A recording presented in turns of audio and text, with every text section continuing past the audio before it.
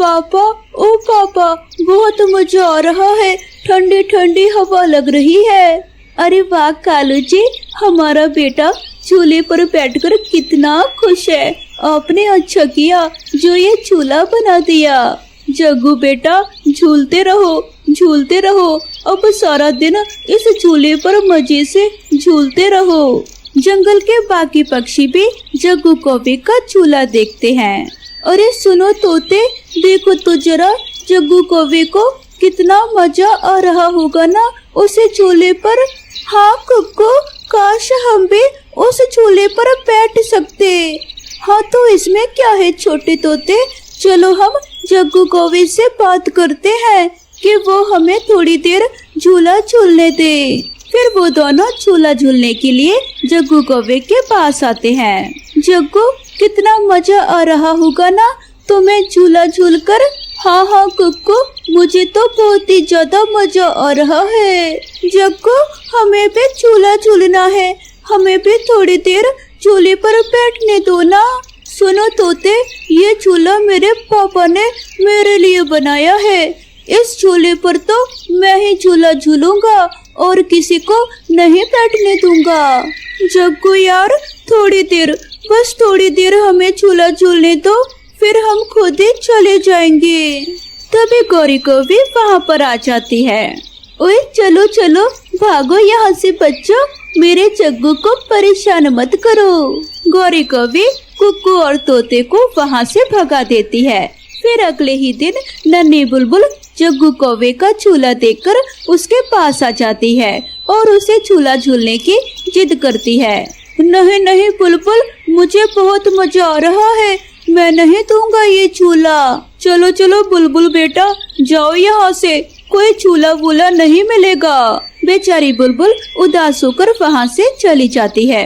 बुलबुल के जाते ही एक छोटा कबूतर वहाँ पर आता है और वो भी झूला झूलने की जिद करता है। अरे तुम्हें दिख नहीं रहा, ये झूला सिर्फ मैंने अपने बेटे के लिए बनाया है, तुम सब पक्षियों के लिए नहीं। चलो निकलो यहाँ से, वरना एक लगाऊंगा। इस तरह से कालू कौवा कबूतर के बच्चे को भी डांटकर वहाँ से भगा देता है। तभी जग्गू को उसके मामा आते हुए दिखाई देते हैं। अरे वाह, मेरे मामा आ गए। अरे वाह भैया, आज अचानक आप हमारे जंगल में।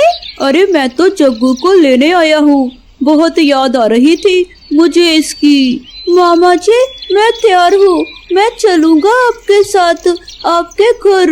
बेटा जग्गू, अपने मामा को परेशान मत करना, वरना पता है ना फिर वो मुझे परेशान करेंगे।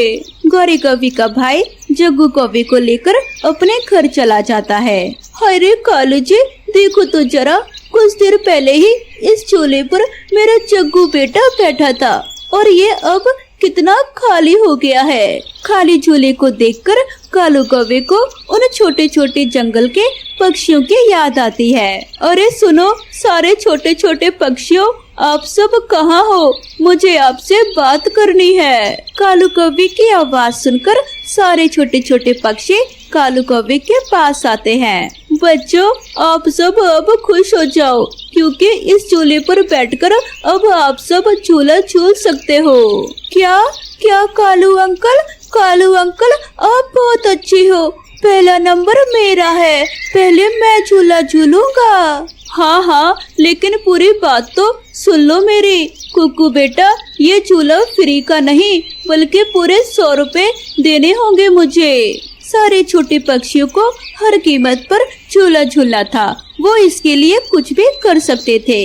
वो सारे पक्षी अपने अपने घरों की ओर पैसे लेने चाहते हैं। मम्मा, मुझे 100 रुपए दे दो, मुझे झूला झूलना है। 100 रुपए?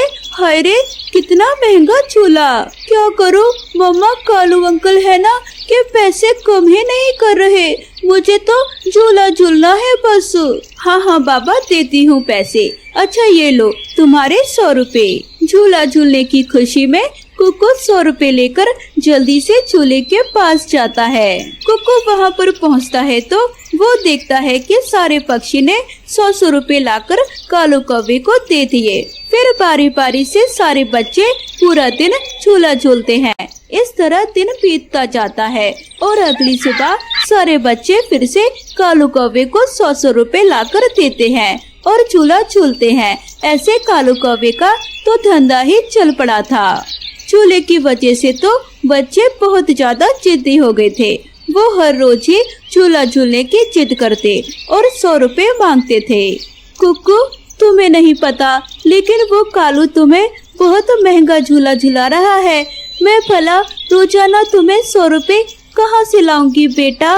मम्मा, मुझे चाहिए, बस मुझे पैसे चाहिए। सबके मम्मी पापा उन्हें पैसे देते हैं, बस आप ही नहीं दे रही हो मुझे। अच्छा, ये लो पैसे और जाओ जाकर झूला झूलो। पैसे लेकर कुक्कू खुशी खुशी झूला झूलने चला जाता है। ये बच्चे तो नहीं समझेंगे, लेकिन मैं गरीब चिड़िया रोजाना 100 रुपए बर्बाद नहीं कर सकती।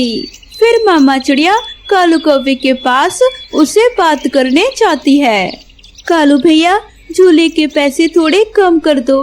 कुक्कू रोज रोज मुझसे 100 रुपए मांगता है। मैं गरीब चिड़िया इतने पैसे रोज रोज कहाँ से लाऊंगी? कह दिया ना रानो चिड़िया एक बार, झूले के पैसे बिल्कुल कम नहीं होंगे। मेरा झूला मेरी मर्जी, मैं जितने भी पैसे लूं। अच्छा तो ठीक है कालू भैया, मेरा कुक्कू कल से तुम्हारा झूला झूलने नहीं आएगा।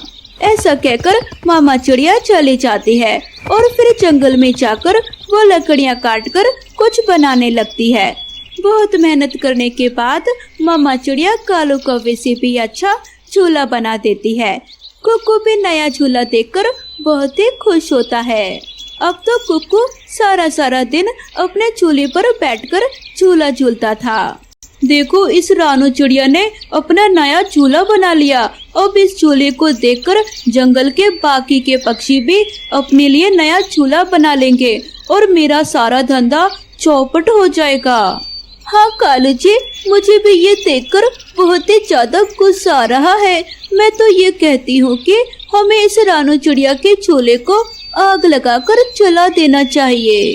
हाँ गौरी जी, आपने तो बिल्कुल ठीक कहा। हम आज ही रात को जाकर रानू चिड़िया के झूले को जला देंगे। थोड़ी ही देर बाद रात हो जाती है। जग्गू कौवा अपने मामा के साथ अपने जंगल वापस आ जाता है। मामा जी, आप चले जाओ अपने जंगल, मैं यहाँ से चला जाऊंगा अपने घर। ठीक है जग्गू बेटा, मैं चलता हूँ, लेकिन तुम सीधे घर पर ही जाना। जग्गू का मामा फिर से अपने जंगल चला जाता है। तभी जग्गू कौवे की नजर रानू चिड़िया के झूले पर पड़ती है। अरे वाह, एक और नया झूला। वैसे भी मैं बहुत थक गया हूँ, थोड़ी देर झूला झूल लेता हूँ, मजा आ जाएगा। जग्गू कौवा रानू चिड़िया के झूले पर बैठकर मजे से झूला झूल रहा था। रानू चिड़िया भी अपने घर से ये सब देख रही थी। झूलने तो झूला, बेचारा थक गया होगा। जग्गू कौवा तो झूला झूलते झूलते ही झूले पर ही सो जाता है। चलो गौरी जी, आओ जल्दी से आओ और ये जलती हुई मशाल रानू चिड़िया के झूले पर फेंक आओ। गौरी कौवे उड़ते हुए झूले के पास आती है और जल्दी से मशाल को फेंककर वहाँ से भाग जाती है। वो दोनों तो झूले को जलता हुआ देखकर बहुत ही खुश हो रहे थे, पर उन्हें नहीं पता था कि रानू चिड़िया के झूले पर उनका बेटा जग्गू कौवा सो रहा था। मामा चिड़िया ये सब देख लेती है और जल्दी से झूले के पास आती है और वो जल्दी से झूले पर पानी डालती है, जिससे आग बुझ जाती है और जग्गू कौवा बच जाता है। ये सब देखकर कालू कौवा और गौरी कौवी भी झूले के पास आते हैं और रानू चिड़िया से कहते हैं, चिड़िया तुम्हारा बहुत बहुत धन्यवाद। अगर आज आप समय पर नहीं आती तो हमारा बेटा जग्गू मर ही जाता। इस तरह से कालू कौवा और गौरी कौवी को अपनी गलती का एहसास होता है। फिर कालू कौवा सारे छोटे पक्षियों को फ्री में झूला झुलाता है। माँ माँ, मेरे पेट में बहुत दर्द है। कुक्कू के शोर से सारा ही परिवार उठ जाता है। ऐसा क्या खा लिया कुक्कू बेटा कि आपके पेट में दर्द हो रहा है? कहाँ हो रहा है दर्द? मम्मा, यहाँ हो रहा है दर्द। मम्मा, बहुत जोर से दर्द हो रहा है। चिड़िया के दोनों बच्चे गुड़िया और कुक्कू आज बहुत खुश थे। वो सुबह से ऊंचे पेड़ पर बैठे हुए थे। वो इंतजार कर रहे थे अपने नानों का, क्योंकि आज उनके नानो उनके पास आने वाली थी। फिर दूर से ही गुड़िया की नजर अपने नानों पर जाती है और गुड़िया खुशी से उछलने लगती है। नानो आ गई, नानो आ गई। गुड़िया नानो के पास जाते हैं। कुक्कू भाई, नानो इधर ही तो आ रही है। उनके नानो भी पहुंच जाती है। वो दोनों अपने नानू के साथ लिपट जाते हैं। मैं अपने बच्चों के लिए देसी घी की बनी हुई मिठाई लाई हूँ। नानो चलो घर, मम्मा आपका इंतजार कर रही है। फिर वो सब घर में चले जाते हैं। माँ, बच्चे तो सुबह से ही आपकी राह देख रहे हैं। आप भी ऐसा ही किया करती थी बेटी। जब आपकी नानो आया करती थी तो आप सारा दिन आप रास्ते में ही बैठी रहती थी। क्या मम्मा की नानो भी थी? तो और नहीं तो क्या, मेरी नानो भी मुझे बहुत प्यार करती थी। बेटी, ये मिठाई देसी घी से बनी हुई है। डिब्बा खोलो और बच्चों को मिठाई दो। फिर मम्मा चिड़िया मिठाई का डब्बा खोलती है और अपने दोनों बच्चों को मिठाई दे देती है। मैं और लूँगा, एक लड्डू और दे मुझे मम्मा। ये लो बेटा, और अब ना मांगना, बस इतनी ही मिलेगी। बहुत स्वादिष्ट है मिठाई मम्मा, मैं तो पूरा डब्बा ही खा सकता हूँ। नहीं बच्चों, कोई भी चीज जरूरत से ज्यादा खा लेने से हम बीमार हो जाते हैं। रानो बेटी, घर में पानी है, मुझे बहुत प्यास लगी है। नहीं माँ, मैं अभी नदी पर जाने ही वाली थी। तो फिर चलो हम नदी से ही जाकर पानी पी लेते हैं। नानो, नानो मैं भी आपके साथ जाऊंगी। कुक्कू बेटा, आप भी चले, हम सब नदी पर जाते हैं। मगर कुक्कू की नजर तो मिठाई के डिब्बे पर थी। नहीं मम्मा, मुझे प्यास नहीं है, आप जाएं। फिर गुड़िया, उसके नानो और उसकी मामा नदी पर चले जाते हैं। अब मैं पूरा डिब्बा ही खा लूंगा मिठाई का। ऐसे कहते हुए कुक्कू मिठाई खाना शुरू करता है। वो मिठाई खाता ही जाता है। वो पूरा डिब्बा ही खाली कर देता है। बेटी, आपकी जंगल की नदी का पानी तो बहुत मीठा है। हमारे जंगल की नदी में तो इंसानों ने गंदगी फैला दी है। अब हमारे जंगल का पानी कड़वा हो गया है, क्योंकि माँ अभी तक इस नदी में गंदगी जो नहीं है। मम्मा, इंसान पानी को गंदा क्यों करते हैं? वो खुद भी तो पीते हैं पानी। हाँ बेटी, इंसान ना तो अपनी चिंता करता है और ना ही हम पक्षियों की। चलो माँ, अब घर चलते हैं। फिर वो सब वापस घर जाते हैं। आज नानू के साथ मैं लेटूंगी। नहीं नहीं गुड़िया, मैं लेटूंगा। अच्छा अच्छा बच्चों, आप दोनों ही मेरे साथ लेट जाना। फिर गुड़िया और कुक्कू अपने नानू के साथ ही लेट जाते हैं। अब तंग ना करना अपनी नानू को, आपकी नानो थकी हुई है बच्चों। नानो, कोई कहानी सुनाओ ना। तो फिर सुनो। एक बार की बात है कि एक जंगल में एक कौवा रहा करता था। वो बहुत शैतान था। वो हमेशा दूसरों की चीजें छीनकर खा लेता था। एक दिन वो जा रहा था कि ऐसे गुड़िया और कुक्कू कहानी सुनते हुए सो जाते हैं। मम्मा चिड़िया और उनके नानो भी सो जाती है। मगर जैसे ही आधी रात होती है, कुक्कू उठकर रोना स्टार्ट कर देता है।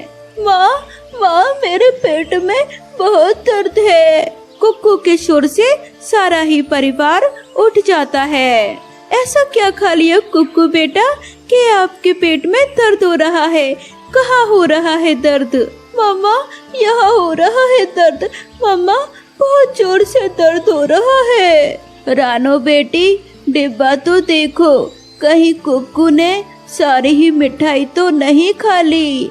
ये सुनकर तो कुक्कू डर ही जाता है कि अब सबको पता चल जाएगा कि उसने सारी ही मिठाई खा ली है। मम्मा चिड़िया जब डिब्बा खोलती है तो डिब्बा तो खाली था। बेटा वही किया ना आपने जिसे मैंने आपको मना किया था, आपने तो सारी ही मिठाई खा ली है। मम्मा मम्मा सॉरी, मैं ऐसा कभी नहीं करूँगा। बेटी इसे नींबू का रस दो, उससे इसके पेट का दर्द ठीक हो जाएगा। मगर माँ घर में तो नींबू नहीं है, मैं अभी जाकर नींबू ले आती हूँ। फिर मम्मा चिड़िया आधी रात को अपने बेटे के लिए नींबू लेने जाती है। अंधेरा होने के कारण नींबू के पेड़ से कांटे भी मम्मा चिड़िया को चुभ जाते हैं, मगर मम्मा चिड़िया फिर भी नींबू तोड़ लेती है। कुक्कू तो बस रोए जा रहा था। भाई आपकी वजह से सब परेशान है, आपने तो नानू को भी परेशान कर दिया है। गुड़िया गुड़िया मेरे पेट में बहुत दर्द है, मैं फिर कभी ऐसा नहीं करूँगा। मम्मा चिड़िया भी नींबू लेकर घर वापस पहुँच जाती है। मम्मा चिड़िया के सर से खून बह रहा था। माँ खून, आपके सर से खून बह रहा है। मैं देखती हूँ बेटी, पहले कुक्कू को नींबू का रस दे दूँ। फिर मम्मा चिड़िया कुक्कू को नींबू का रस निकाल कर देती है। बेटी आप भी अपने सर से खून साफ कर लें, लगता है नींबू के पेड़ से कांटा चुभ गया है। हाँ माँ, अंधेरा था ना इसलिए मुझे पता नहीं चला। कुक्कू के पेट का दर्द अब कम हो गया था, मगर वो अपने सारे परिवार से बहुत शर्मिंदा था कि उसने आधी रात को सबको परेशान किया था। सो जाओ बच्चों, अब ऐसा ना करना। फिर कुक्कू और गुड़िया फिर से सो जाते हैं और मामा चिड़िया अपने बच्चों को सोया हुआ देख रही थी। कालू जी, ये बारिश तो रुकने के बजाय और बढ़ती ही जा रही है। हमने तो भोजन भी जमा नहीं किया, मुझे बहुत तेज भूख लग रही है। जाइए ना, अब जाकर मेरे लिए भोजन लेकर आ जाइए। क्या तुम्हारा दिमाग तो ठीक है ना? अब मैं इतनी तेज बारिश में तुम्हारे लिए भोजन ढूंढने जाऊंगा। बारिश रुकने का इंतजार करो, मैं ले आऊंगा फिर भोजन। ना कालू जी ना, बारिश तो ना जाने कब रुकेगी, मुझे अभी भोजन ला कर दो। कालू कौवा मजबूरन भोजन ढूंढने घर से बाहर चला जाता है। अरे इस बारिश में तो ठीक से कुछ नजर भी नहीं आ रहा, अब मैं भोजन कैसे ढूंढूं? तभी कालू कौवे को रानू चिड़िया के घर से भोजन की खुशबू आने लगती है। आहा, क्या खुशबू आ रही है! ये खुशबू तो रानू चिड़िया के घर से ही आ रही है। कालू कौवा भोजन के लालच में रानू चिड़िया के घर पर चला जाता है। वाह चिड़िया वाह, अकेले अकेले पकोड़े खा जा रही हो। अकेले कहाँ कालू भैया, मेरे पास मेरा कुक्कू बेटा भी तो है। यार रानू चिड़िया, मैं तुम्हें क्या बताऊं, मैं तुम्हारे पास बहुत ज्यादा परेशान होकर आया हूँ। पता है मेरे घर में तो जरा सा भी भोजन नहीं है। मैं और गौरी तो बारिश रुकने तक भूख बर्दाश्त कर लेंगे, पर मेरी माँ का क्या होगा? वो तो बहुत ज्यादा बीमार है, उन्हें तो भोजन खिलाना ही होगा मुझे। हाँ तो कालू भैया, बादल भाई का संदेश तो कब का आ गया था, तो तुम्हें अपनी माँ के लिए भोजन ढूंढ लेना चाहिए था। गलती हो गई मुझसे। रानू चिड़िया, तुम मेरी मदद करो, मुझे कुछ पकौड़े दे दो ताकि मैं अपनी माँ को खिला सकूं। रानू चिड़िया बहुत रहम दिल की थी, वो कालू कौवे को अपने पकौड़े की प्लेट दे देती है। कालू कौवे के तो मुंह में पानी आ रहा था। कालू कौवा घर से बाहर आकर जल्दी जल्दी वो गर्मा गर्म पकौड़े खाने लगता है। वाह, इतने स्वादिष्ट पकौड़े। रानू चिड़िया के हाथों में तो सच में जादू है, मजा ही आ गया। तभी उसे याद आता है कि वो तो गौरी कौवे के लिए भोजन ढूंढने निकला था। अरे बाप रे, मैं तो सारे ही पकौड़े खा गया। चलो अब गौरी जी के भोजन के लिए किसी और पक्षी को बेवकूफ बनाता हूँ। ऐसा सोचकर कालू कौवा बुलबुल के घर चला जाता है। ओए कालू कौवे, मुझे सब पता है, तुम्हारा घर टूट गया होगा ना, पर बारिश में मैं तुम्हें अपने घर में नहीं रखूंगी। नहीं नहीं बुलबुल बहन, मेरा घर तो बिल्कुल ठीक है। मेरी प्यारी दोस्त प्यारी बुलबुल, मेरी मदद करो, मैं बहुत ज्यादा परेशान हूँ। बुलबुल, इस बारिश में अचानक से मेरी बूढ़ी माँ मेरे घर पर आ गई और पता है खाने के लिए घर में जरा सा भी भोजन नहीं है। मुझे भोजन दे दो ताकि मैं अपनी माँ को भोजन खिला सकूं। बुलबुल ने खिचड़ी बनाई थी। वो कालू कौवे की माँ का सुनकर अपनी खिचड़ी कालू कौवे को दे देती है। कालू कौवा वो खिचड़ी लेकर पेड़ के नीचे आकर बैठ जाता है।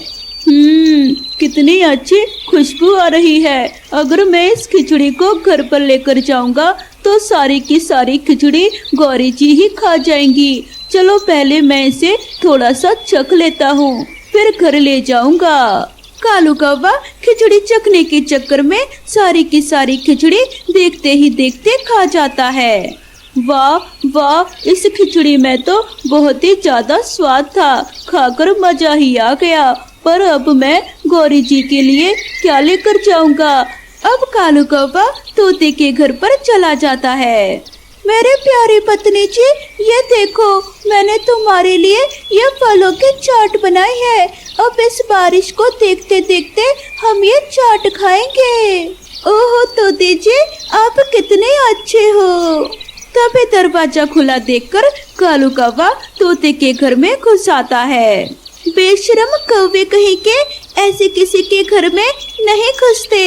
माफ करना तोते, परंतु मैं बहुत ज्यादा परेशान हूँ। वो तो तुम कब परेशान नहीं होते कालू कौवे, अब क्या हो गया? कालू कौवा तोते से भी झूठ मूठ कहकर अपनी बूढ़ी माँ के लिए भोजन मांगता है। तोता कालू कौवे पर तरस खाकर अपने फलों की चाट कालू कौवे को दे देता है। कालू कौवे से फिर से रहा नहीं जाता है और वो जल्दी जल्दी से फलों की चाट भी खाने लगता है।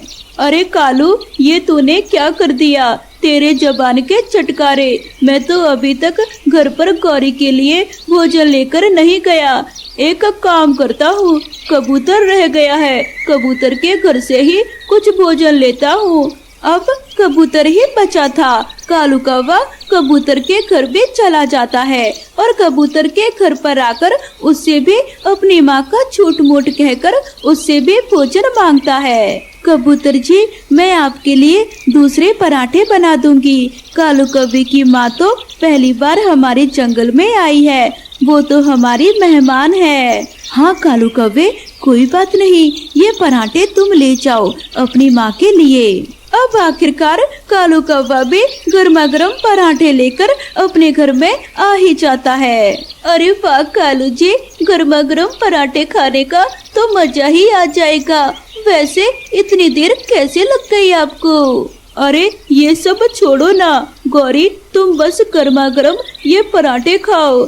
एक बात कहो, मैंने भी कुछ नहीं खाया, मैं भी बहुत भूखा हूँ। हाँ तो कालू जी, चलो मिलकर पराठे खाते हैं। फिर कालू कौवा और गौरी कौवी मिलकर वो गर्मा गर्म पराठे खाने लगते हैं। प्यारे दोस्तों, अगर आप सबको ये कहानी पसंद आई हो तो इस वीडियो को अभी लाइक करें और चैनल को सब्सक्राइब करके हमारी छोटी सी फैमिली का हिस्सा बने। मिलते हैं नेक्स्ट वीडियो में नई कहानी के साथ। आपका ये आप क्या कर रही हो? बेटा, कुछ दिनों बाद न्यू ईयर है, बस उसी की लिस्ट बना रही हूँ। सोच रही हूँ कि इस बार घर में छोटी सी न्यू ईयर पार्टी रख लूँ। अमीर लोग छोटी छोटी चीजों को भी कितने अच्छे से सेलिब्रेट करते हैं। रानो, वहाँ खड़े खड़े क्या सोच रही हो? कुछ नहीं मालकिन, मैं तो बस यहाँ ये बोलने आई थी आपसे कि मेरा काम हो गया है। इतना बोलकर रानो चिड़िया घर चली जाती है और घर जाकर अपने बच्चों के लिए खिचड़ी बनाती है।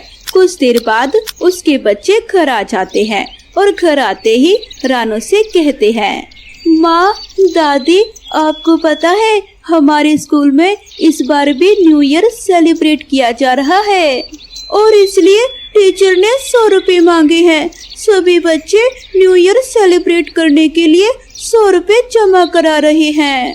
हमें भी करना है ताकि हम भी न्यू ईयर सेलिब्रेट कर सकें।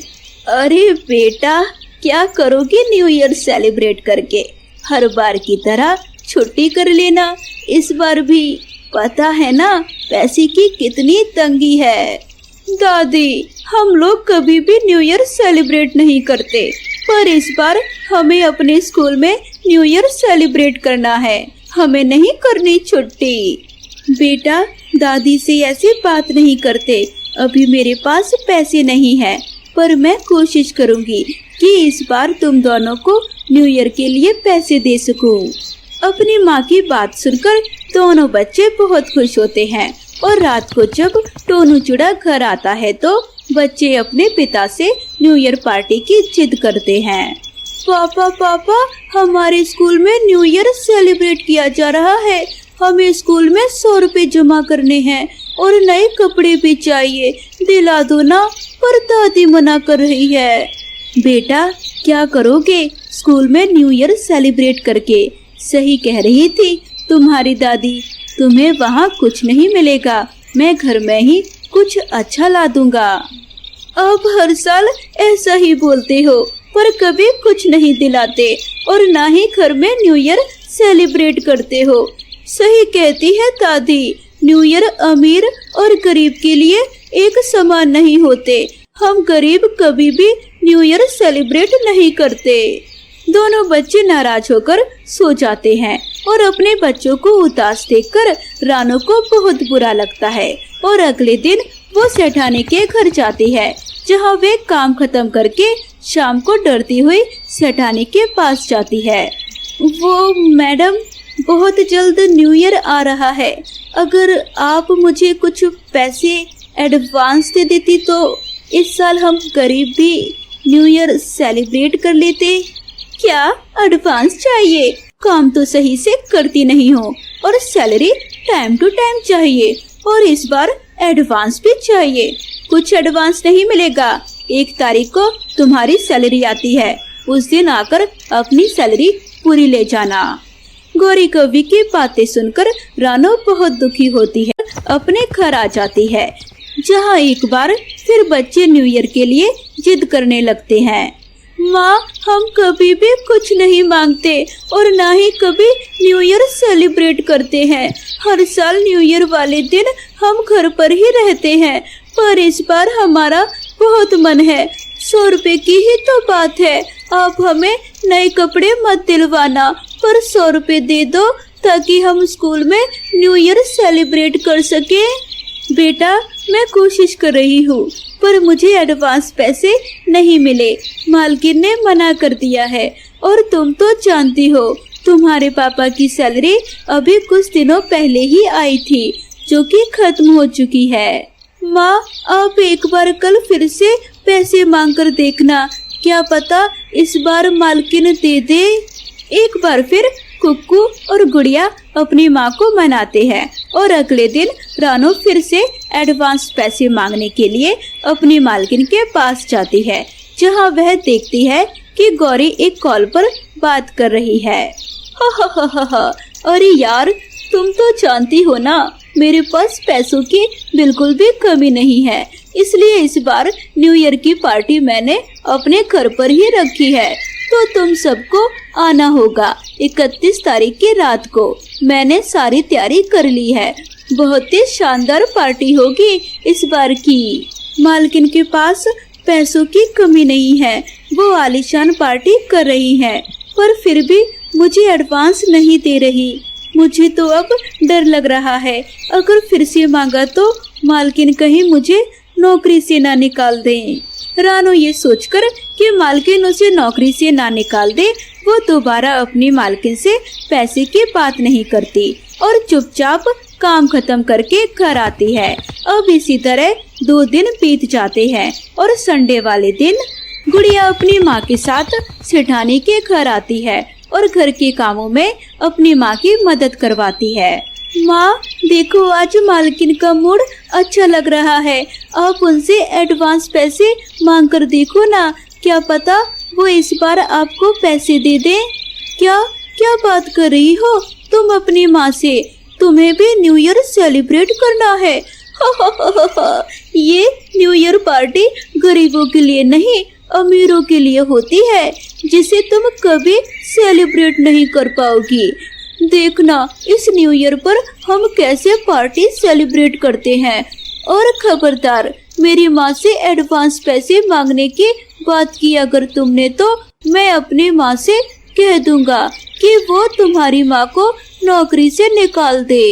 इतना बोलकर जग्गू वहाँ से चला जाता है। जग्गू की ये बात सुनकर अब गुड़िया भी डर जाती है और न्यू ईयर पार्टी की जिद करना छोड़ देती है और समय यूं ही गुजरता है।